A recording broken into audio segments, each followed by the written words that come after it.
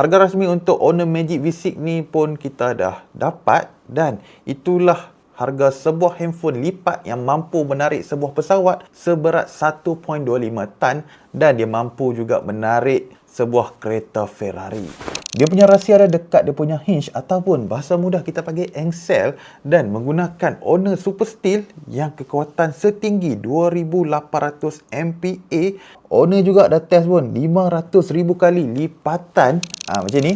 Bayangkan 500,000 kali lipatan tu bermaksudnya kalau buka tutup hari-hari kan, tak bosan pun. Korang boleh bertahan hingga 13 tahun. Untuk skrin pada bahagian hadapan dia pula menggunakan anti-scratch nano crystal shield yang 10 kali ganda lebih tahan, dan kalau terkena objek-objek tajam pun still boleh tahan. Sekarang ni kita fokus pada dia punya kamera tau. Magic V6 ni datang dengan 64 megapiksel ultra sensing periscope telephoto tau. Kalau kita zoom, don't worry, ada 3 kali optical zoom, dan dengan image kestabilan dia level SIPA 6.5. Memang steady tau. Aku dah try dah pun. Kalau korang tangkap gambar jauh-jauh tau, memang tak pecah.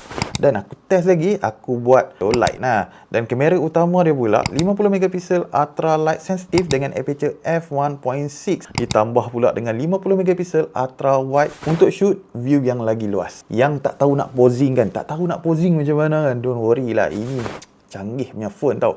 Ada magic pose, sebab skrin hadapan dia mampu tunjuk macam mana nak pose. So don't worry lah, kalau nak pose ada handphone Honor Magic V6 ni. Benda ni macam mimpi tapi benda ni nyata tau. Kali ni Honor ada bestie dia pula. Bestie dia, nama dia Apple. iCloud kali ni boleh akses dengan Honor Magic V6. Maksudnya kalau nak dapatkan file daripada iCloud, boleh akses dekat Honor Magic V6. Lagi satu, Honor Connect boleh transfer file sehingga 1 GB dalam masa 25 second saja pun.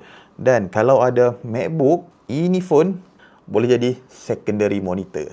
Ada lagi benda yang best dengan Honor Magic V6 ni, iaitu dia punya kecerdasan otak dia menggunakan Snapdragon 8 Elite Gen 5. Kalau ada yang tanya lagi, bang, game ni boleh main tak? Game ni boleh main tak? Don't worry lah, come on lah, Gen 5 kot.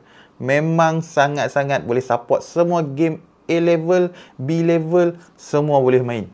High setting. Walaupun dia senipis macam ni, dalam ni ada 6660 mAh, dan kalau kita buka skrin macam ni pun, on screen boleh bertahan hingga 24 jam, dan dia punya charge pula 80 watt. Dan untuk wireless charging 66 watt tau. Dan untuk dia punya display brightness dia pula sehingga 6000 nits peak brightness. Kalau kita duduk tengah-tengah panas, still boleh nampak sangat.